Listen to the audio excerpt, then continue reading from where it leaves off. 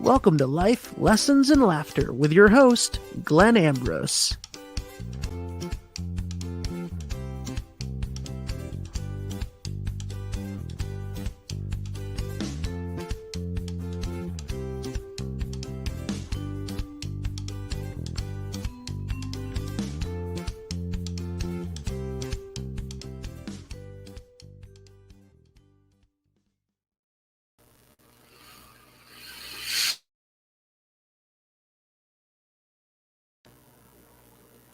Hello there. Hello, everybody. Hello. Happy Independence Day in the United States. So this is a special episode because I'm not doing one tomorrow because my son is coming to visit. So I am excited about that. But I did want to get something out to you guys, and I was kind of thinking of it, and this is about as last minute as it comes. Because, I mean, it's always last minute as far as what I'm going to talk about. But this one, I was just like, I have no idea what I'm going to talk about. But it was just Independence Day. I'm like, okay, I actually did a podcast on sovereignty a while ago, and I just got on too much of a rant. There was a lot of stuff going on at that time, and I just decided not to release it because I didn't really like the energy of it. So I'm gonna try to be extra cautious of my energy as we discuss this topic. And please, let me hit the comments here. Say hello and where you're watching from, if you could, that'd be great. So I'm going to start the show with just giving a brief overview of what I'm talking about. Sovereignty. It's a word that is being used a lot more often now. And basically, when I looked up what it meant, and it says one possessing or held to possess supreme political power or sovereignty. One that exercises supreme authority within a limited sphere, an acknowledged leader. So, that's sovereignty. The way that I am using it, because of course everything is open to interpretation and perspective and all this stuff. Well, actually, you know what? I just clicked on something and I have to read it. I just saw because I looked up the definition of sovereign, and I just saw a question below it. Can a person be sovereign? See, I told you this was going to be just off the cuff completely, because I literally just saw this. So I'm going to read it. I don't know what it says yet. Self-described sovereign citizens see themselves as answerable only to their particular interpretations of the common law and as not subject to any government statutes or proceedings. In the United States, they do not recognize U.S. currency and maintain that they are free of any legal constraints. Okay. That, as you can see, that definition could cause all kinds of problems. And I did ask a question on Facebook, and somebody mentioned that something happened in Massachusetts and Idaho recently.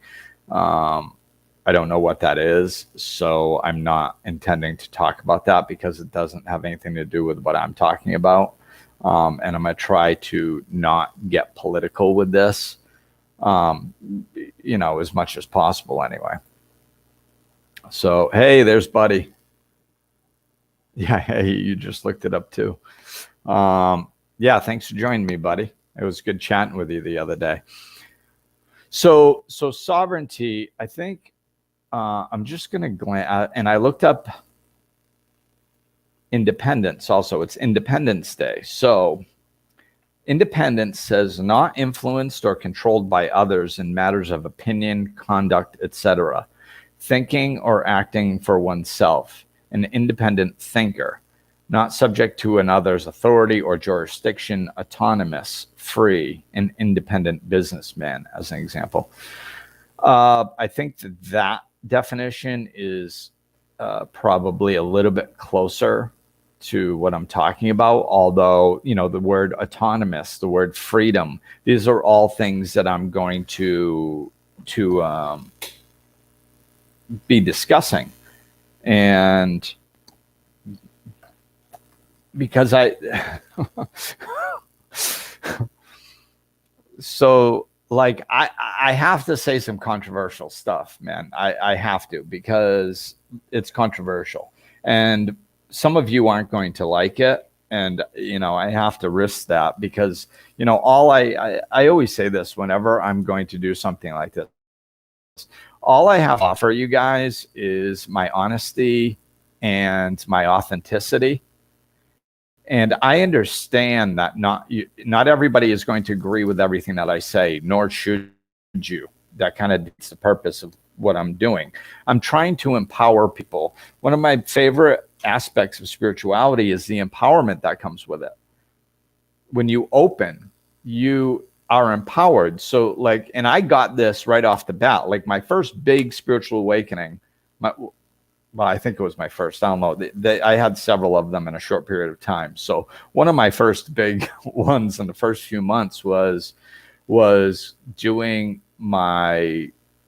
through my fourth and fifth step in recovery, which is going through a fearless moral inventory. So you write down your fears, resentments, harms done others sexually. So those are the four main categories, and you write all these down, then you go over it with your sponsor, usually. And when I did that, I was talking to people afterwards, 6 months, a year, 2 years later, and I noticed that when I would bring this up about doing my fifth step and how I had the spiritual awakening, a lot of times I would get this response of oh my God, like this negative response. And it was such a monumental moment in my life.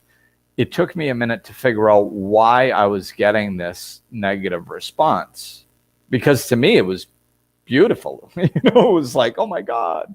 And what I realized when I stopped for a moment and tried to see what these people were experiencing when I was speaking, I immediately saw that they were focused on me going through a bunch of difficult times, not going through it. What I mean by that is going through all the difficult times, discussing your fears, discussing your resentments, and at the initial view, they're like, oh, like that must have been hard. Oh my God. Oh, that doesn't sound like fun. And those were the responses I was getting. And I was like, oh, okay. I get it. Yeah, I guess if my perspective was, hey, I'm going to talk about a bunch of unpleasant stuff, then it probably would be unpleasant. Right. But I had awakened through the process, and I was so excited, and it felt so good to be on the other side of all that stuff that I forgot the uncomfortability that I was going through in the initial writing of it and stuff. That kind of had completely left my mind, the uncomfortability of it, because I was so focused on the results that I got from doing it, the pleasure. So I started telling people, I said, no. I said, of course, it wasn't a pleasurable experience to talk about all that stuff. But what I realized was that I was responsible for my own life. I played a part in destroying most of my life. I did that.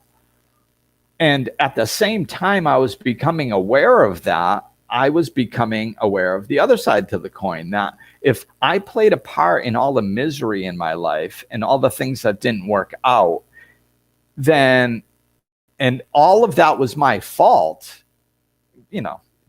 technically it wasn't my fault, but that's another podcast. But it was my responsibility, and the things that I was doing were wrong, and I was looking at life wrong, and I didn't understand what I was doing. That's why it was wrong. Like, as I was acknowledging all this, what I was awakening to was, oh my God, I can design whatever life I want.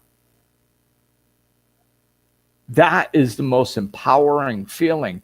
That's the best thing. So it's, in our society, especially our generation, man, we are the blame game. Like that we blame everybody for everything. And we blame the government, and we blame COVID, and we blame everything.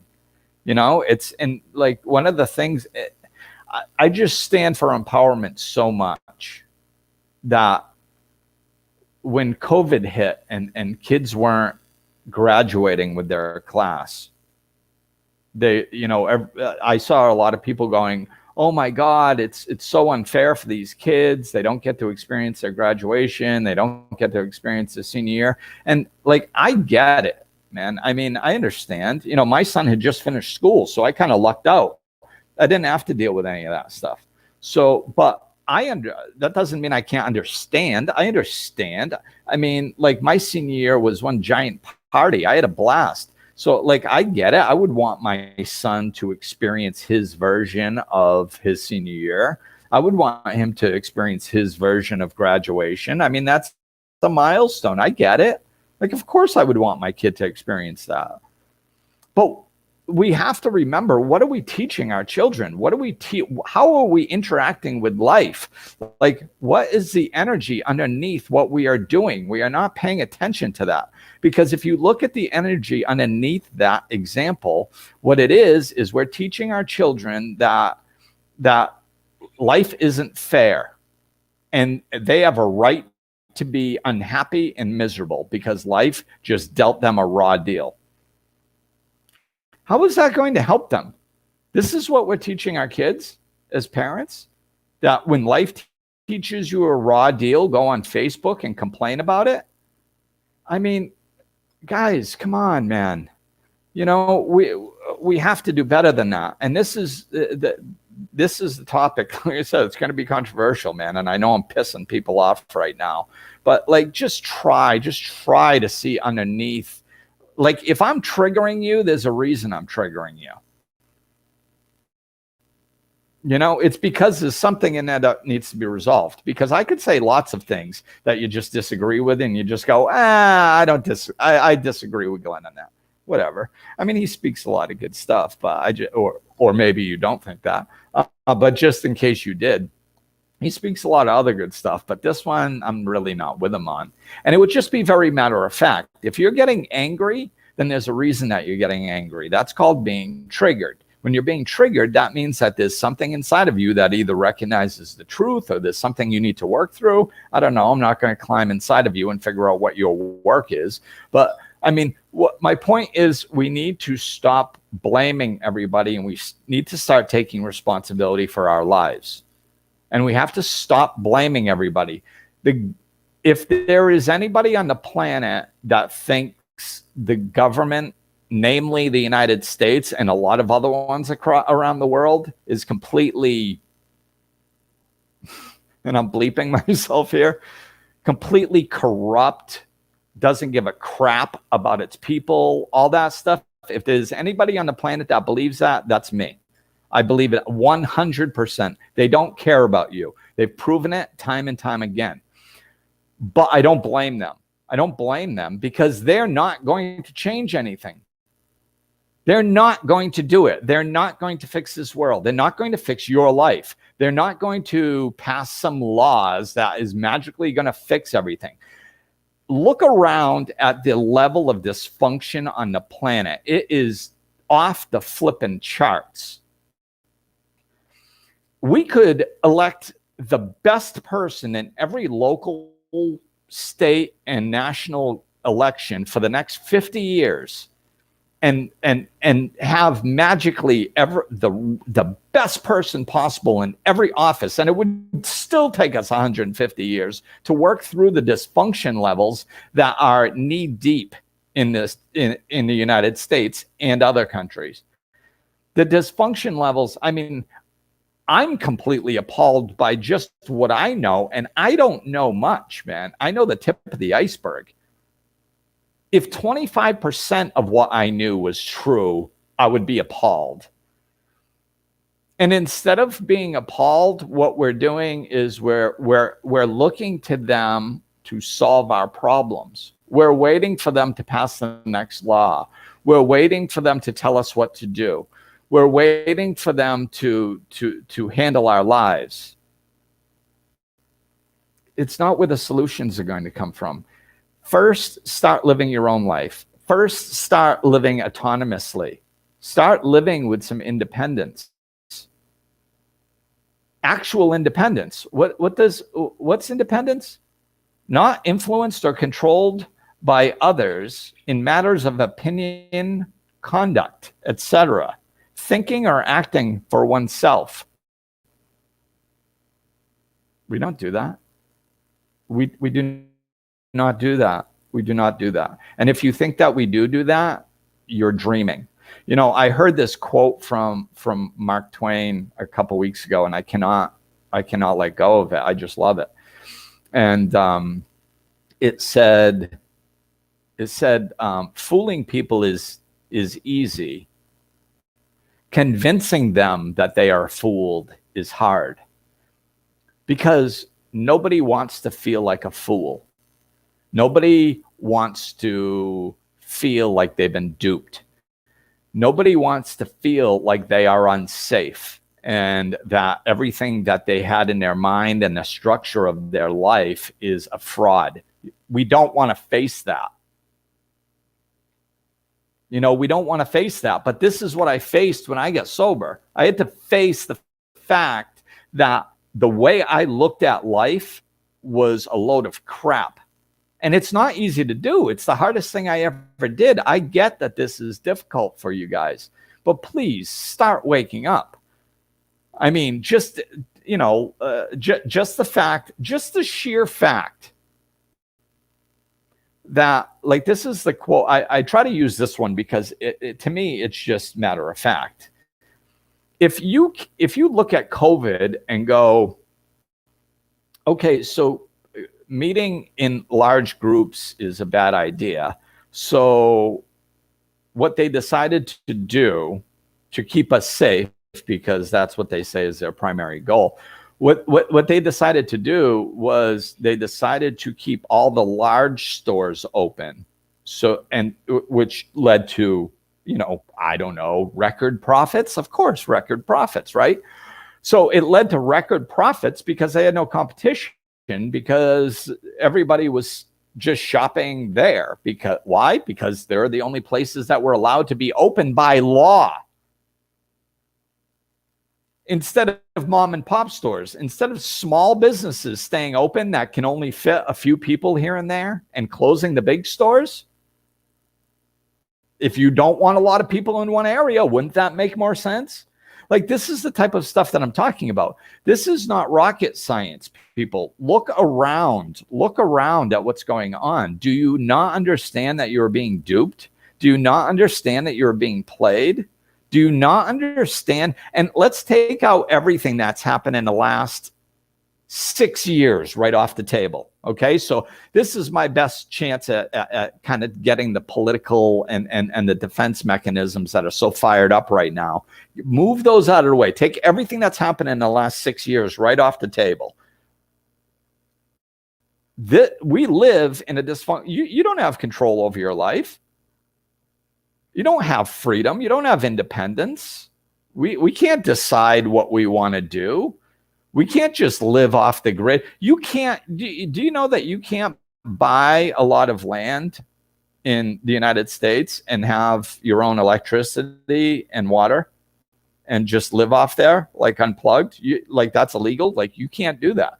There was a big lawsuit in Florida over that because some guy tried to do that. a career military man, by the way, that retired and wanted to just live off the grid, and he wasn't able to do that. He got like they threatened to take his land. There was this big lawsuit with the electric company because he wanted to be off the grid, and they're like, no, you have to sell us your excess electricity, and you have to be accountable to us, and all this crap. Like it's insanity. It's insanity, the world that we live in. And that we don't even know that we're sleeping. We don't even know that they're stripping our freedoms one by one by one by one by one through censorship. We don't have access to information anymore. I mean, what did people do in concentration camps? Piped in information. What are they doing now? Piping in information. Whatever. And nobody is standing up going, oh my God, I can't believe this is happening. Because it's more comfortable and safer and less work to try to just get back to the way things were. I just want to, we deserve more than that. You deserve more than that. We deserve to live independently. So, you know, leaning into what this looks like, that's enough of the damn problem. And please pipe in, people. And thanks for joining, Nicole. Thank you. Yeah, that is a great quote. I love that quote. It's we have to swallow the pill. We're being duped. It's okay. It's okay, man. Who gives a crap? Who cares if we're being duped? We're all being duped. I was being duped. Even knowing the stuff that I knew, I still didn't understand what freedom was until I got out of the country and started living in a different culture. I was like, oh my God, like this is unbelievable. And is there corruption here? Yup. There's corruption in Dominican Republic. You heard it here first. There's corruption everywhere. The difference here is corruption is illegal. In the United States, it's legal. They just steal all your money and take all your money and control every aspect of your life, and they pass a law to do it. So you go, oh, it's legal. We're living in a structured reality. No, you're living in a controlled reality. That's what you're living in. With no freedom. We fought for freedom. This is Independence Day. We have none. We have none in the United States.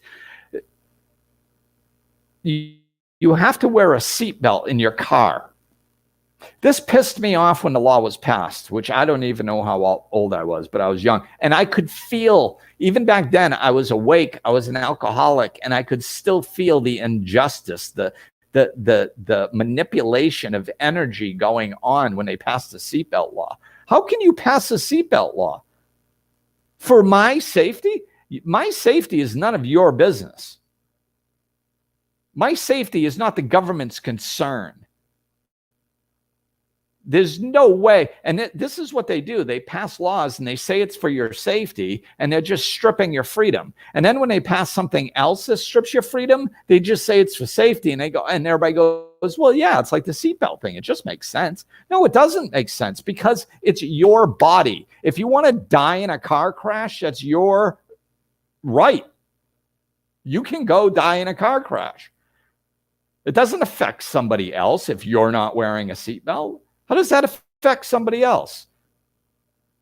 Oh, if they hit you and they kill you because you didn't have a seatbelt, somehow that's their fault or something? What are we going to do? 6 freaking levels of bacon here to try to figure out how it's somebody else's responsibility? No, my life is my responsibility. If I want to wear a seatbelt, I shouldn't have to wear a seatbelt. I shouldn't get punished by law for it. And I mean, that now I didn't wear a seatbelt for many years. When my son was born, he got me into the habit. And I still wear a seatbelt today, which I have no problem. I have no problem wearing a seatbelt as long as it's my frick decision.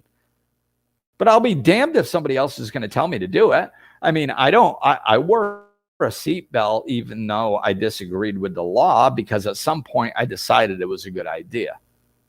And that's why I wore it. I never wore it because of the law. But why can't we decide what's best for us? Where Like, where did that go? Like, we basically turned into what we tried to leave when we came over to the United States. We're being controlled by another government. We want our freedom. We come over here, and over years we just implemented our own stuff. Now there's nowhere else to go. So let's get back into what freedom means: the quality or state of being free, such as the absence of necessity, coercion, or constraint in choice or action. Oh my God. Let me read that again. Freedom is the absence of necessity, coercion, or constraint in choice or action. Does that sound like the way you're living your life right now? Because if it doesn't, you got some work to do. And this is where it dives right into the spirituality aspect of it. We are the masters of our own fate. We design our own reality. We have way more control over our lives. So all that ranting that I just did with all the annoyance with the government and all that crap and laws and how we have no freedom and all that stuff, everything that I've said up until this point, it irritates the hell out of me. Why? Because it's not fair, and that's one of my pet peeves. You know, my mom used to call me the world police when I was a kid, because I would always, like, when I saw an injustice, I dove right into it because I didn't have the fear. I didn't fear authority. I didn't fear other people. I mean, you know, that I had my levels of fear. That's why I drank, of course. But I mean, for all intensive purposes, the things we're talking about, I didn't have fear in the normal ways. So like, if I saw an injustice, I usually jumped right in the middle of it and was like, I'll stand up for this. Screw them. They shouldn't be doing that. You know, so this is how I am. You know, some people call it, in spirituality, some people call it an indigo child. We came into this world with an edge, to challenge authority, to shake standing structures that have been around for thousands of years, so we can bring in this new spiritual awakening. And that's me, man. I am shaking it. The way life is and the structure of it is a load of crap. But the beauty of it is, all the bitching that I've been doing up until now, you can take control over your own life. You don't have to wait for the government. You don't have to wait for them to pass laws. You don't have to wait for them to be fair. What you need to do is start in your own life. Start taking responsibility. If you don't like your job, that's a problem. Start working on fixing it. Seriously, if you don't like your job, that's insanity to work at a job that you don't like for the rest of your life. Do something to change it. I mean, there's tons of opportunities to get education for free nowadays, or online, and all kinds of opportunities to learn a new skill. You can, instead of watching, do you know that there's 24 hours in a day? If you sleep 8 and you work 8, that leaves 8. And then if you throw in some commuting and showering and eating, you still got like 4-6 hours of downtime. What are you doing with it? Watching TV? Complaining about the government on Facebook, or supporting them? Do something to change your life. Do not live in ways that you do not like, that are unfulfilling, that are unjoyful, and blame anybody other than yourself. And a comment just came out, and I think it has something to do with what I was just talking about. What would you say to someone that says they have no choice to leave their job? Not me, LOL. I love my job. I would say that they are full of crap. Everybody has a choice to leave their job. Everybody has a choice to leave your job. Everybody. Not tomorrow. Not tomorrow, but come on, man. This isn't rocket science. Stop. We have to stop playing the victim. This is what I mean. And I'm not talking to you, Nicole. What I'm talking about is, I had a vision of all these people that walk around going, I can't just leave my job. And I just, oh, come on, stop it. Grow up. Yes, you can. You can leave your job. Not tomorrow. Go start taking baby steps to get a new job. That's all. It's not. Go online, apply for something else. Go research jobs. Find something that you actually might like. Have a little conversation with yourself and dissect. This in all seriousness, this is something I highly recommend, and I coach people to do. If you say you don't like your job, that's bullshit. You don't like something about your job. So do you not like what you do on a daily basis? Do you not like your boss? Do you not like your coworkers? Do you not like the commute? Do you not like the pay? Do you not like there's so many different aspects. You can't hate all of it. So what do you not like about your job? Most of the time, not most of the time, a higher percentage than people would think. I don't know what the percentage is. Maybe it's 25%. Maybe I would say it's probably closer to 50% of the time that the job is not the problem with people. People who say that they hate their job, I bet you close to 50% of the time, the problem is not that they hate their job. Their problem is their attitude. What they did is when you get a job, you're like, oh my God, I'm so psyched that I got a job. This is going to be awesome. And then 6 months or a year later, you hate your job. What happened? It was the same job. You know, what we do is we try to turn it into something it's not. Like the deal is you went and applied and accepted that job for a reason. And usually the reason is something like it provides the life that I want.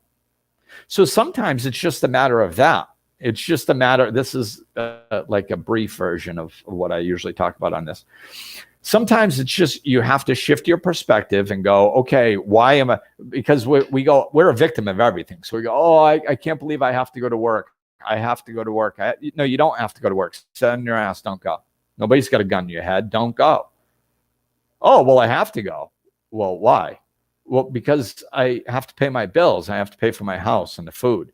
Oh, okay. So you don't have to go. You don't have to go to work. You're choosing to go to work because it pays for your house and the way you live. So maybe you should stop acting like you're a victim of it and reminding yourself that you're choosing to. You're choosing to go to work. It's a choice. You have freedom of choice. Implement it. You know, so a lot of times it's something in that direction. A lot of times it's just an attitude adjustment. But for people who really don't like their job and really need to make a change, and start making a change. Like how do you do anything? Like how do you find a new job? That's like asking, like, how do you find a boyfriend or a girlfriend? Or how do you find a car to buy? Or how do you find the best price for broccoli? Like, look into it. That's how. Start. Stop acting like a victim, like you have no choices, and start heading in a direction. Take 30 minutes a day and start job searching. Take 30 minutes a day and start researching what you might like first. Then figure out what you might like, and then figure out how to get a job doing it. And then if you need education, start it. Whatever. It doesn't matter. It doesn't matter if it takes you 5 years. It doesn't matter if it takes you 10 years. Because your plan has you suffering for 40. So if your new plan has you suffering for 10, good. That's progress. Congratulations. You just took a step in the right direction. You know, this is what I mean. We have more. Oh, I'm in a crappy relationship. Okay, learn how to set boundaries. If there is any area of your life that you don't like, fix it. That's what I'm talking about today. Start figuring out how to fix it. Stop complaining about what you don't like and start figuring out how to fix it. You know, people, especially my wonderful friends in Rhode Island that moved me so many times, and actually many other friends in Massachusetts and Florida that moved me many times. But I remember in Rhode Island, somebody was like, how do you, like, man, I hate moving. You move all the time. How do you do it? And I'm like, oh my God, I hate moving too. I hate the process of moving. Like, well, why do you do it? And I thought about it and I was like, because I can't not move. That's why I move. Because I can't not move because I don't like the process of moving. That's foolish to me. Why would I live my life like that? I'm responsible for my own life. I'm a sovereign being. I'm an independent thinker. I create my own reality. So like if I'm sitting there and I go, oh, look, I found a little house on a 7-acre horse farm where I can get a dog and it's still in the town where my son goes to school and plays sports. And I don't want to be on a main road that's noisy and they deliver gas next door at 4:00 in the morning and it wakes me up and I can't have a dog. And I want that lifestyle on a 7-acre horse farm. And I can downsize my business so I don't need this space on a busy street. So once I saw that this was what I wanted, I had to move. I couldn't, like, what was I going to do? Stay in a place that I didn't like? Like, I don't even understand that mentality because I am so responsible for my own life. I'm so responsible for my own happiness. I'm not waiting for somebody to bring me happiness. I'm not waiting for my boss to have a heart attack so they can hire a new one. And maybe this one won't be an asshole. Like, I'm not waiting for life to deal me a hand that I like. That's not how it works. You don't wait for life to deal you the right cards so you might be happy for a short period of time. Like, you're the master of your own fate. You're creating your own reality. It's your life. If you don't like your life, that's your fault. So stop it and start fixing it, and like once you disconnect that, I don't have any my God, if thank God my clients don't talk to me like this because I think I'd lose my mind. But like my clients, when they come talk to me, they don't sit there because they've listened to my podcast and stuff. So they don't sit there and go, well, my life sucks, but I don't have any choice. I can't do anything. Of course you do. You can do anything you want, man. Like the annoying political pressures and annoying crap that they do, 99% of that didn't affect me when I was living in the US. Whatever. I wasn't running around breaking laws. That's not what I'm talking about. I just don't pay attention to them. I just go live my own life the way that I want to, create what I want, do what I want. And I'm not some special person. I think that this is, most people that listen to me all over the world make comments about this. And, like right now, I know Nicole and Buddy are watching, who I grew up with in Massachusetts. So the people in Massachusetts know this even better. I am just your garden variety jackass, man. I'm just a guy. Like they grew up with me. I was just cooking around in a Jeep, drinking beer, trying to have fun. It was nothing all unique about me. I'm no different or more powerful than any of you at all. Yeah, I was gardener variety, buddy. Yeah, gardener variety. Nice. Nicely done. But I'm just an average guy that just leans into my happiness. That's all. And that's all you guys have to do. And you can do it. You can do it. But we have to wipe away this victim mentality. I'll throw out another example. Like I was talking about this with somebody else because they used to work with children, and we were talking about it. And I've worked with children too. And it's like, for some reason, like one of the things in our society that has come up as an example of this, I see it in healthcare industry. I see it in the schools, and rightly so, because we have very wonderful, large-hearted people that enter the educational and the healthcare system. Wonderful, giving people. They want to help others, right?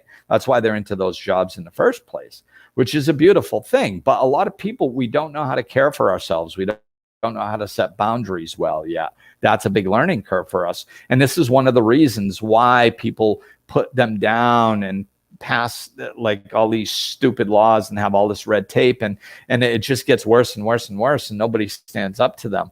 It's like and one of the things that they say, like I hear in these industries, is about the children and stuff, and they're like, oh, these children have all the power, and they can give you crap and there's nothing you can do about it. Baloney. That's a load of crap. It's a victim mentality that we need to get rid of.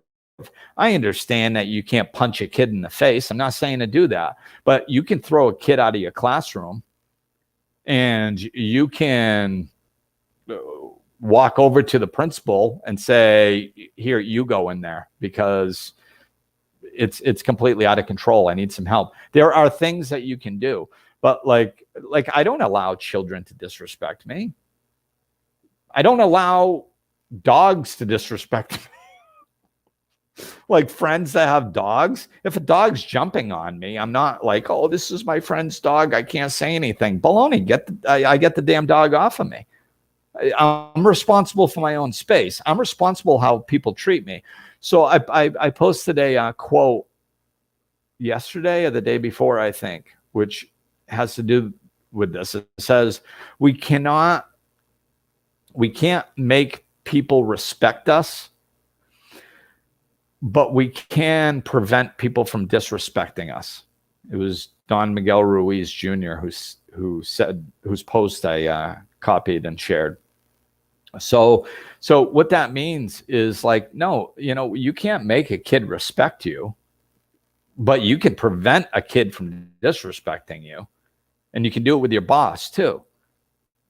And it's like, we have to start living like this. When I first moved up here, I've told this story many times. I had 3 jobs, and all 3 of my jobs, this happened. Mandatory meeting at a time that I had my son. All 3 times I said, I will not be at your mandatory meeting because this is time I spend with my son. But like, well, can his mother watch him? I don't know. Maybe. I'm not going to ask her, because that's not the point. The point is, it's my time with my son. That's mandatory in my world. Spending time with my son was priority 1 in my world, and I was not going to go to a business meeting instead of go hang with my son. Now, they had the right to fire me. And I bet you sometimes when we stand up to people, sometimes we might get fired. And if we do, go find another job. This idea of lack is ridiculous. And so I need to throw a caveat in here. I am a realist. What I recommend, like that was what I did. I don't always recommend what I did. That was my path. But you can do a version of that. So if there's a mandatory meeting that you're not getting paid for, you have something else to do, and you sit down and you go, wait a minute now. Am I holding all the cards? See, this is part of being sovereign and independent and creating your own reality. Make sure you're holding the cards. Now, for me, I didn't care. I cared. I knew that it would be an issue if I got fired. I was paying child support. I was living on my own. It was going to be an issue. I had no money in the bank. But I knew that I would get through it. And this was a deal breaker for me. You mess with my time with my son, that's a hard no. Like at that point in my life, because that was my priority. So I was going to do that. And if I lost my job, I was okay with that. I'm not saying everybody is in that position. So make sure you're holding the cards. So if you're sitting there and you go, okay, I don't think I should take a stand on this one because this is a biggie, and I think they might fire me over this, and I can't really afford to be fired right now. Okay, then don't do that. Don't do that. Keep researching other jobs. Keep researching other things you want to do. Try setting boundaries with your boss in other areas. When you're looking for the solution instead of wallowing in the problem, there are all kinds of things that you can do without risking your job. Because that's usually the first thing the ego wants to do. When I start talking like this, I can almost hear the collective chatter in the background of egos going, well, I can't just quit my job. Well, I can't just move to the Dominican Republic. Well, I can't just move to a 7-acre horse farm. Well, I can't just quit my job tomorrow. Well, I can't just blah, blah, blah, blah, blah. Nobody's telling you to do that. What I'm saying is figure out how to change your situation and take step one. You don't have to flip-flop your life in one day. Just start working towards changing it. That's all. Just take step one. Researching jobs. All of a sudden you start seeing that there's other jobs out there. You're like, oh my God, there actually is other jobs. I never knew that. I didn't think there was any other jobs out there. Or, the possibilities are endless. The possibilities are endless out there. The opportunities are endless. People are like, oh, opportunity only knocks once. No, that's all it does is knock. Opportunity literally never stops knocking. Ever. There are always possibilities. There is always more things you can do. There's always a vacation that you always want to go on that you've never gone on. Start a Christmas club, man, and with the bank, start saving for it and then go on it. Do what you want in life. Oh, well, how many people that when they see me go skydiving, they're like, oh my God, I would love to do that. Oh, I can't afford it. It's like $100, $200.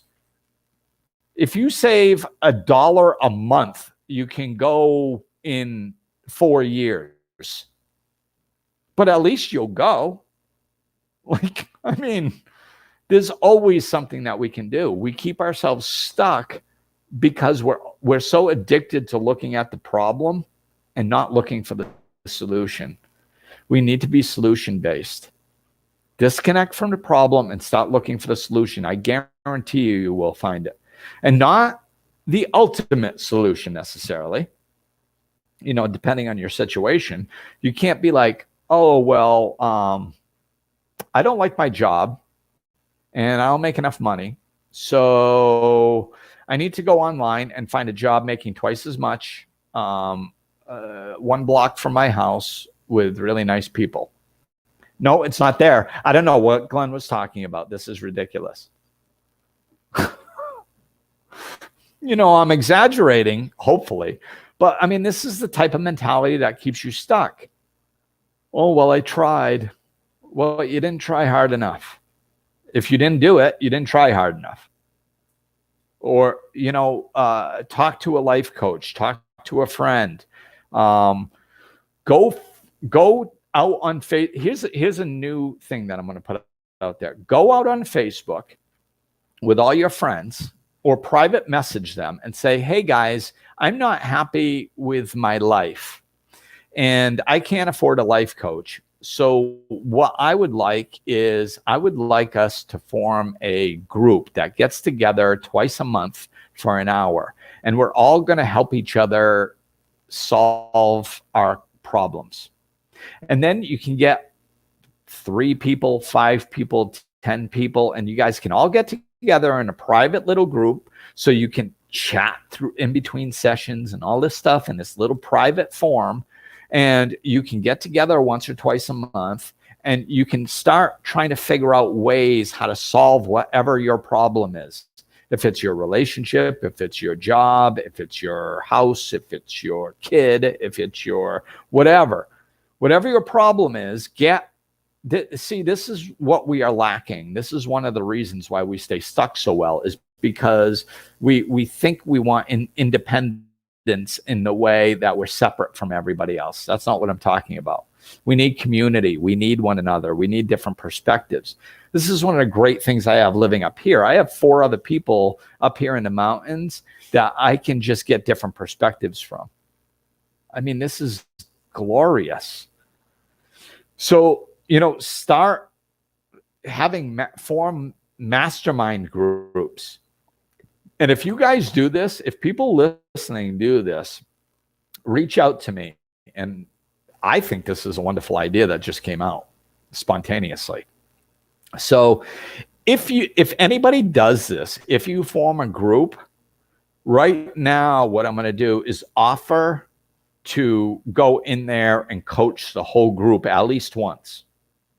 Maybe we can figure something else out. I got to be careful what I say on a podcast that's going out there. So this is July 4th, 2021. This ain't good forever.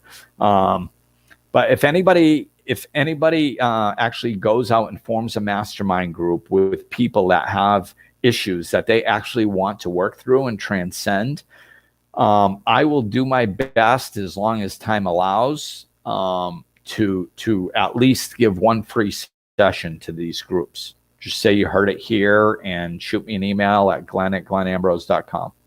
All right? Seriously. I mean, please do something with your life. We have control over our own reality. You said, I started my business when I had just gotten custody of my son, which was kind of like some stuff started happening. And then I ended up getting a lawyer, going to court within like 2 months or something. So previous to that, I had already decided I was starting a business by the end of the year. And it was either going to be a gym or a life coaching business. And the way things played out, it turned into a life coaching business. Even if it was a gym, my plan was to do the life coaching after I got financially stable. And then I was going to do the life coaching. Another story. So when he moved in with me, it was like court the first day, moved in with me. Oh, crap. I have to get an apartment in Coventry because I live right down the street from him, but I'm in the next town, got a new place. And now all of a sudden I'm like, oh, I have to start my business now. And now all of a sudden my son moves in with me. We're collecting food stamps, literally, and getting free health care because I'm broke, and collecting unemployment partially and working part-time while I'm trying to figure out how to build this business. And then I double my lease. I double my rent payment by not only renting a house, but renting a house and a business space all in one building. And then I got to figure out, okay, well, I mean, before I signed the contract, I figured out theoretically how I was going to pay for all this.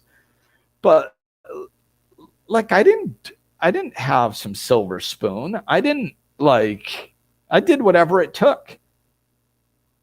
And, and then when you get to this stage in life where, I'm living up in the mountains in the beautiful Dominican Republic, and my son's older now, and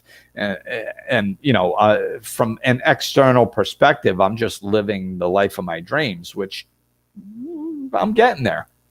I'm getting there. There's a lot of truth to it. But people look at me and they're like, oh, you're lucky. Oh, that's Glenn. Like, Glenn can do that. I'm just the guy that leaned in a direction and kept walking towards. That's it.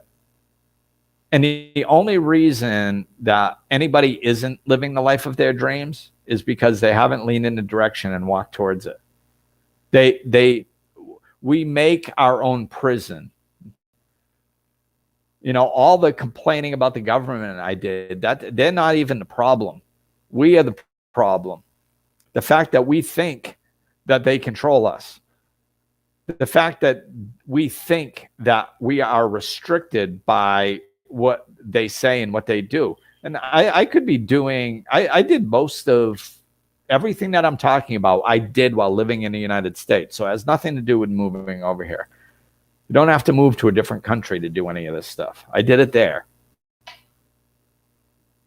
So just start letting go, start expanding your mind. Like Michael Bernard Beckwith had us do this exercise, like, oh my God, this must have been 12, 13 years ago or something when I saw him at Kripalu in the Berkshires. Him and his wife, Ricky. It was, one of my favorite memories. But he said, think up or write down 6 impossible things before breakfast. And he got it from Alice in Wonderland.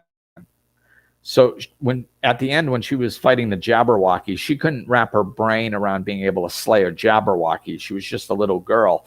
So she started reciting the 6 impossible things that happened to her before breakfast to expand her mind so she might be able to wrap her brain around the possibility of maybe being able to slay this thing. That's beautiful. Start doing that. Expand your mind. Start questioning things. I wonder if I just did what I wanted within the confines of the law or something, whatever, I guess. Like I said, I'm living the way I wanted to. It's not about that. So just expand your mind. Look for solutions. Write down 6 impossible things, and they can be, I'm gonna play golf on the moon, or another one could be, I'm going to be in my dream job 2 years from now, or like whatever. They can be realistic. They can be unrealistic. It doesn't matter. Just practice expanding your mind. Take a different route home from work. Go a different way to the store. Try brushing your teeth with your left hand. Sleep on the opposite side of the bed. Do something. We're too habitual. And we fall into patterns, and we have way more choice and freedom than we even realize. So just exercise your freedom of choice and start designing whatever life you want. There's nothing holding you back but you. Get out of your own prison. You're holding the key. Your life is not restricted. Nobody is making you live a miserable life. You can live a happy, fulfilling one. I swear to God you can. And I just felt the energy just kind of drift away. So I guess I'm done. All right. Well, that's going to do it. I'm hoping that you kind of got some level of kick in the ass from this.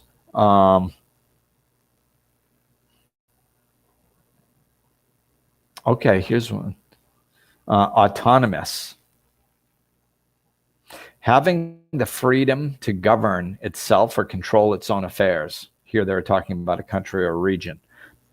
We should have the freedom to govern ourselves and control our own affairs, and we actually do. Acting in accordance with one's moral duty rather than one's desires.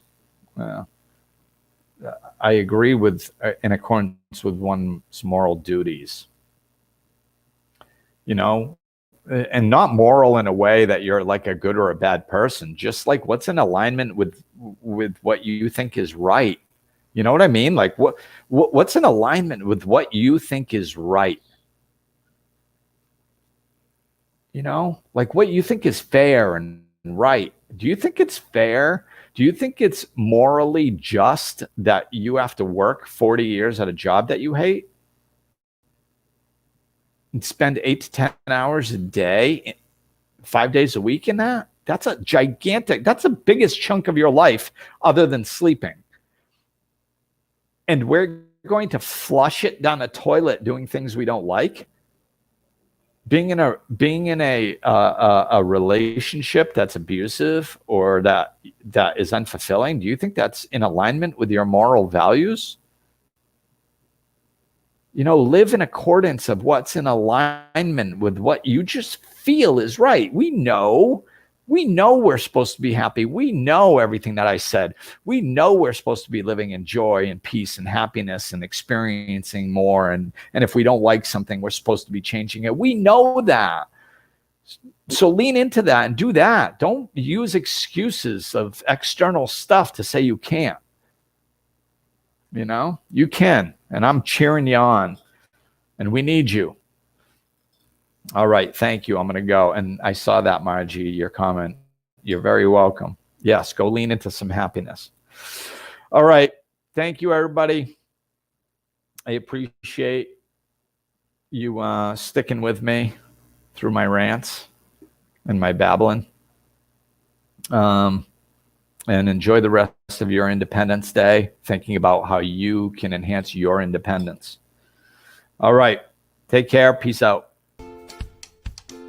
Looking for more? Check out over 200 episodes of Life Lessons in Laughter, or click the link in the description of this episode to connect with Glenn directly.